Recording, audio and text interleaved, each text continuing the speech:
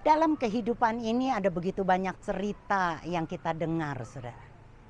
Ada cerita-cerita yang bisa kita dengar bahkan setiap hari, cerita tentang bangsa kita, cerita tentang kecelakaan, cerita tentang gempa bumi, cerita tentang bencana. Bahkan kita bisa mendengar cerita-cerita tentang keluarga kita. Saya percaya Anda dan saya juga ada karena sebuah cerita. Cerita bagaimana mama dan papa kita jatuh cinta dan kemudian menikah dan akhirnya lahirlah kita.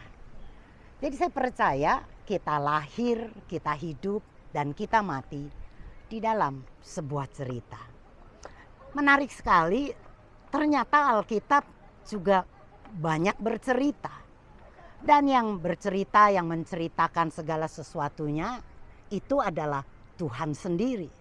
Jadi Tuhan adalah pencerita yang sangat ulung. Dan kalimat, saudara, kalimat pembuka dari ceritanya ada di dalam Kejadian 1 ayat 1. Dikatakan pada mulanya, Tuhan menjadikan atau Tuhan menciptakan langit dan bumi. Jelaskan bagaimana Tuhan menciptakan segala sesuatu. Baik matahari yang terbenam, yang indah, yang membuat kita terpukau, itu Tuhan yang ciptakan.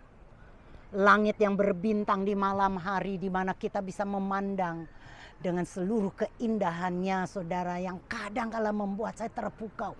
Itu pun Tuhan yang menciptakan. Saudara, pepohonan yang ada, saudara, yang sangat rindang, yang membuat saya bisa berteduh pada waktu teriknya matahari di siang hari, itu juga Tuhan yang menciptakan. Bahkan pada waktu saya melihat lautan, saudara, dengan dunianya yang penuh misteri, bahkan kadangkala menurut saya menakutkan bagi saya, itu juga Tuhan yang menciptakan. Binatang-binatang di darat, binatang-binatang di laut, binatang-binatang di udara, Tuhan juga yang menciptakan. Pegunungan-pegunungan yang tinggi, yang menculang tinggi, indah, dengan seluruh keindahannya, itu juga Tuhan yang menciptakan.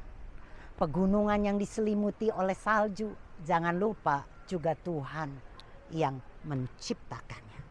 Maka pada waktu saya melihat ciptaan Tuhan, saudara, dengan begitu luar biasa, membuat saya terkagum-kagum, saudara. Untuk hal kecil saja, di mana saya bisa melihat bunga yang berwarna-warni dengan keindahannya masing-masing. Warna merah, keindahan daripada mawar, sudah banyak orang tahu. Dan tidak kalah cantiknya dengan bunga-bunga lain yang berwarna-warni. Putih yang memukau, ungu yang cantik menawan, serta hijau dedaunan. Siapa yang memberi warna kepada bunga ini? Siapa yang mencat bunga-bunga ini dengan warna-warni yang berbeda-beda dari setiap bunga?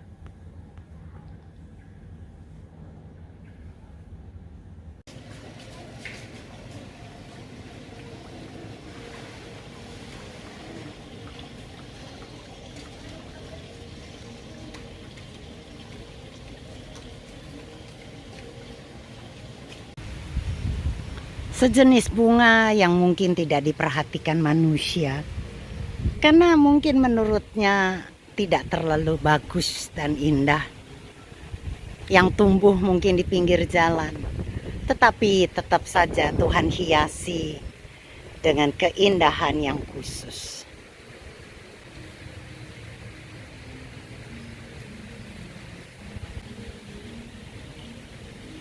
Dengan wangi aroma yang berbeda, itu saja membuat saya terkagum-kagum akan dia. Kenapa? Karena bagi saya, saudara, tidak ada manusia seperti Tuhan yang punya kuasa. Tidak ada presiden di dunia ini yang punya kuasa seperti Tuhan kita.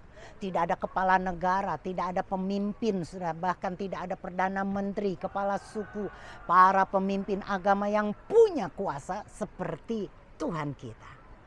Dia adalah Tuhan yang maha kuasa. Amin, saudara.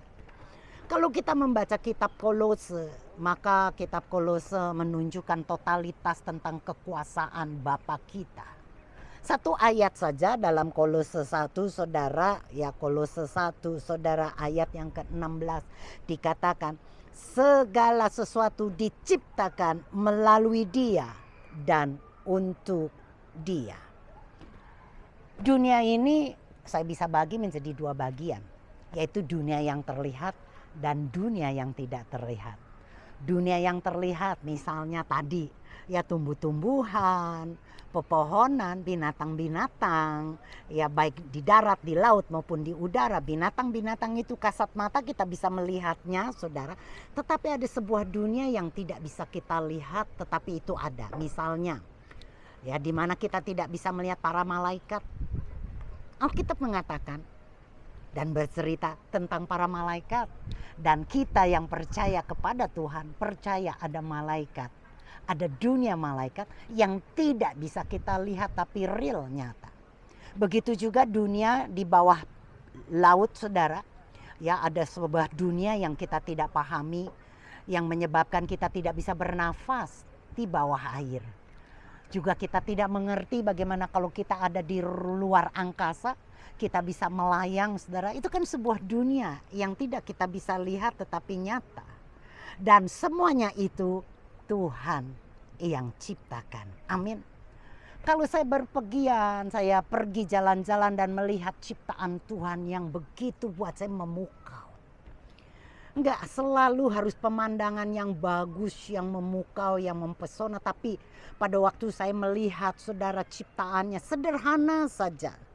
Ya misalnya saya melihat bunga-bunga dengan aroma yang berbeda, dengan keindahan. Kelopak bunga masing-masing punya warna yang sangat cantik. Itu saja sudah membuat saya kagum banget, saudara. Karena tidak ada manusia yang sanggup menciptakan itu. Dan saya tahu itu diciptakan oleh Dia, oleh Tuhan kita. Amin, saudara. Wow. Kalau kita sadar Tuhan yang kita sembah adalah Tuhan yang punya kuasa, saudara, tentunya itu akan menimbulkan kekaguman bagi kita. Tapi aneh sekali, saudara, Tuhan yang punya kuasa seperti itu kadangkala kita jadikan asisten kita. Kita suruh, kita minta, ya. Kita paksa Tuhan untuk mengabulkan permintaan-permintaan atau doa-doa kita. Seakan-akan Dia adalah asisten kita. Padahal seluruh dunia takluk dan tunduk kepada kuasanya. Tahukah Anda pada waktu Tuhan memerintahkan lautan, saudara, dengan gelombang yang begitu bergelora. Dan Tuhan berkata, diam, tenanglah.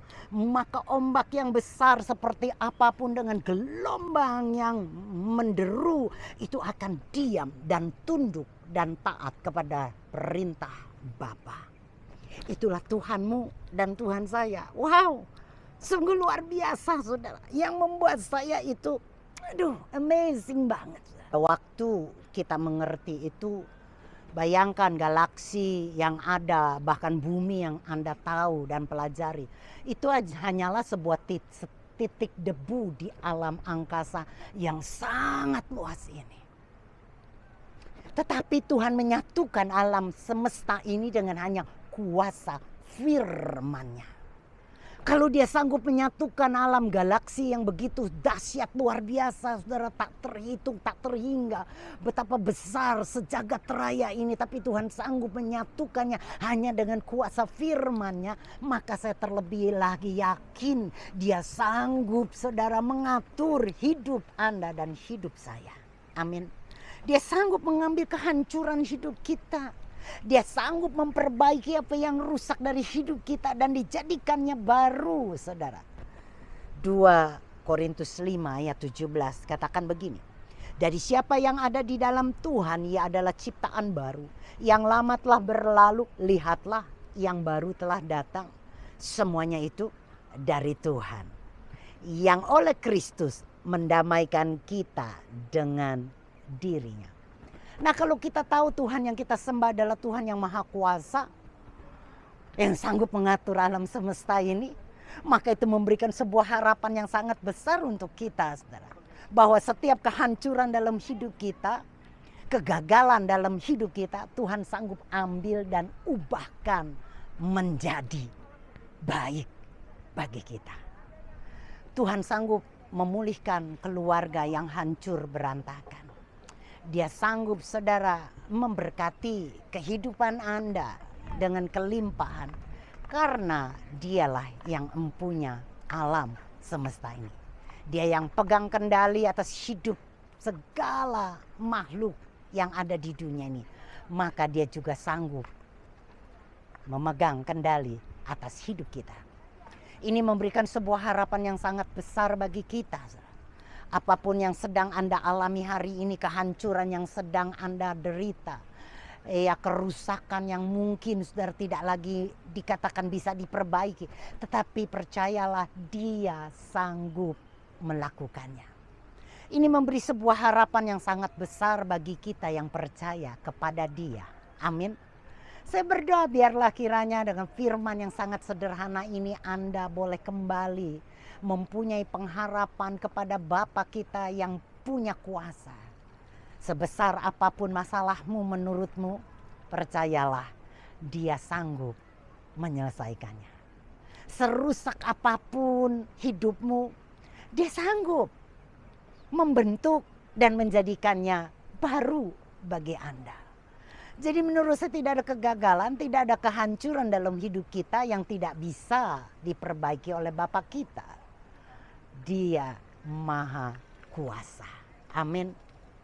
Katakan, Dia Maha Kuasa.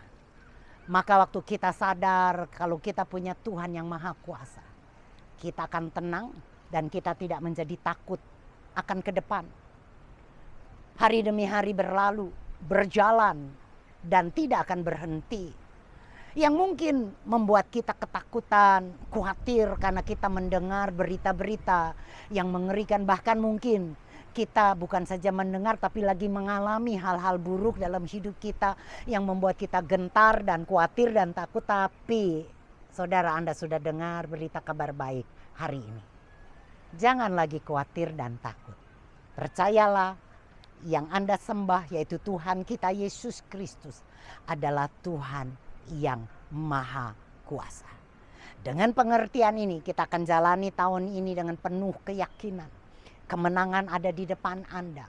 Saudara, pemulihan sedang terjadi. Apapun juga yang terbaik Tuhan beri bagi Anda dan saya. Amin. Shalom bagi kita semua, shalom bagi Indonesia, shalom bagi Anda.